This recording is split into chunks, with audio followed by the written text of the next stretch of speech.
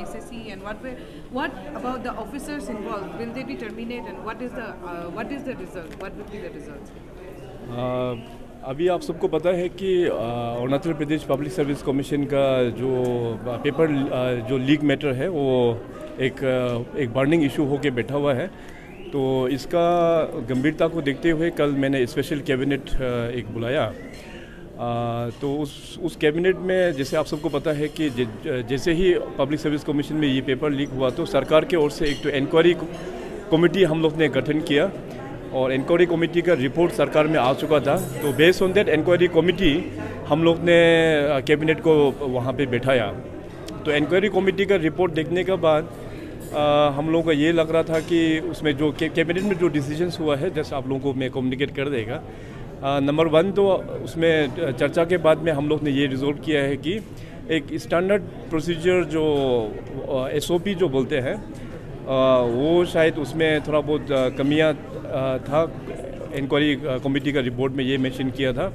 तो उसको हम लोग कम्युनिकेट करेंगे स्टाफ सिलेक्शन बोर्ड और पब्लिक सर्विस कमीशन दोनों को कि इसमें हम लोग सरकार की ओर से एक ब्रॉडली एक SOP बना के दोनों ऑर्गेनाइजेशन को देंगे और they can deliver and they can make it more stringent और मोर स्ट्रॉन्गर ऑल्सो। और नंबर 2 में ये है कि अभी अनफॉर्चुनेटली जब स्टाफ सिलेक्शन बोर्ड भी गठन हुआ था तो शुरुआत में करप्शन प्रैक्टिस आ गया एंड पब्लिक सर्विस कमीशन में अब ये जो रिसेंट पेपर लीक के बाद में पता चल रहा है कि शायद पहले भी 2014 में भी कुछ इस कारण से कुछ हुआ था। तो ये सब प्रैक्टिस को बंद करने के लिए we have decided that in coming session एक हम लोग असेंबली में भी एक स्पेशल लॉ एनेक्ट करेगा ताकि पेपर लीक मैटर को बंद किया जाए और स्ट्रिक्ट से स्ट्रिक्ट एक्शन हम लोग किस प्रकार से लिया जाए। So a special law will be tabled in the upcoming assembly session. Sir, लेकिन तो हर कोई जो पब्लिक है वो सेटिस्फाइड नहीं है। एपीसीएस में मोर देन 50 मेंबर्स हैं लेकिन आपने सिर्फ जॉइंट सेक्रेटरी और सेक्रेटरी को नहीं आउटसाइडर को आपने सस्पेंड मैं कैबिनेट डिसीजन में आ रहा हूँ ना, आप लोग पहले सुन लो ना। तो तीसरा में ये है कि ये चीज़ क्लियरली हम लोगों को जानना चाहिए कि public service commission is an autonomous body, government का उसमें डायरेक्ट कंट्रोल नहीं होता है। सेइंग सो अभी वहाँ पे जितने भी जो स्टाफ है वो पूरा पब्लिक सर्विस कमीशन अपना ही स्टाफ है। सरकार के ओर से अभी यहाँ से सेक्रेटरी और ये जॉइंट सेक्रेटरी जिसको भी भेजा है उसको हम लोग ने सस्पेंड कर दिया। अभी सरकार जो है पब्लिक सर्विस कमीशन का स्टाफ को इसलिए सस्पेंड कर नहीं पाता है क्योंकि उनका कारण अलग है। तो कल का तीसरा कैबिनेट डिसीजन में यही लिया कि उस कार्य सिस्टम को अभी हम लोग सेक्रेटरीट के साथ में मर्ज करेंगे। तो मर्जर का जो मेथोडोलॉजी है वो AR डिपार्टमेंट वर्कआउट करेंगे।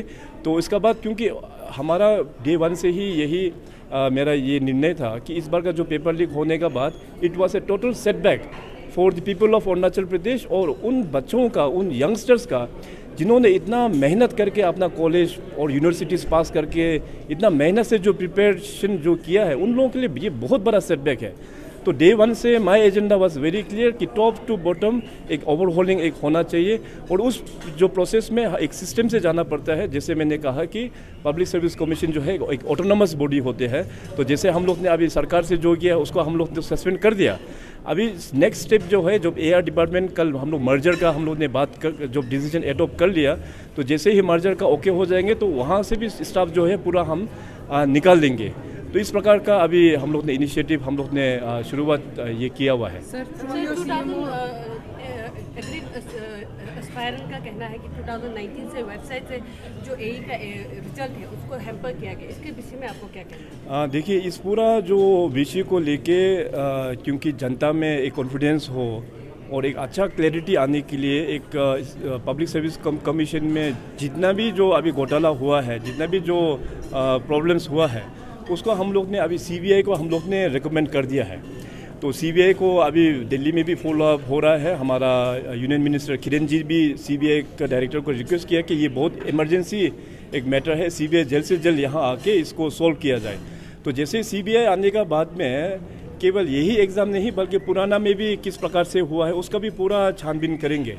तो CBI का रिपोर्ट एक बार आने का बाद इसका बाद हम लोग इसको एक अच्छा रिफॉर्म करके एक नया एक हम लोग फिर दोबारा इसको हम लोग खड़ा करेंगे। इसी इंसिडेंट के बाद ये लोगों का ये भी अभी ये हो रहा है कि मतलब डाउट हो रहा है कि APSC जो स्टेट बोर्ड ये SSB में भी वो मतलब डाउट होना शुरू हो गया है, यहाँ में भी प्रॉब्लम। नहीं, देखिए, स्टाफ सिलेक्शन बोर्ड में इनिशियली जो प्रॉब्लम हुआ था 2018 या जो भी उस ईयर में, तो इसके बाद फिर हम लोग ने वहाँ पे देखा तो वहाँ पे SOP वगैरह ठीक नहीं था।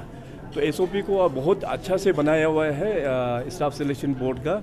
आप लोग भी चेक कर सकते हैं स्टाफ सिलेक्शन बोर्ड में किस प्रकार का SOP है, आप लोग देख सकते हैं। अनफॉर्चुनेटली पब्लिक सर्विस कमीशन में being the elite agency of recruitment, वहाँ पे इस प्रकार का SOP नहीं था। तो इस प्रकार से क्योंकि ह्यूमन नेचर है, ह्यूमन नेचर कब जाके टेढ़ा हो जाता है हम लोग भी बोल नहीं पाता है until unless you have a strong SOP। तो मेरा तो कहना वही है कि SOP अच्छा नहीं होने का कारण से ये जो भी अभी इंसिडेंट हो गया है ये हो गया है। तो एनीवे लोगों को जस्टिस देने के लिए अभी CBI को मैटर ऑलरेडी दिया हुआ है and we are very hopeful कि CBI भी जल्द से जल्द आके यहाँ इन्वेस्टिगेशन भी करेंगे। बट सेइंग सो, आज जितने भी हमारा मीडिया फ्रेंड्स आप लोग जो यहाँ पे आए हुए हैं, मैं इतना ही कहना चाहूँगा कि इस इंसिडेंट को लेके सरकार भी काफ़ी दुखी है, हमारा जनता भी दुखी है और हमारा युवा पीढ़ी भी काफ़ी दुखी है। मगर आने वाला दिनों में भी मैं युवा पीढ़ी को इनजस्टिस होने नहीं दूंगा। मैं सरकार की ओर से ये आश्वासन देता हूँ। Thank you.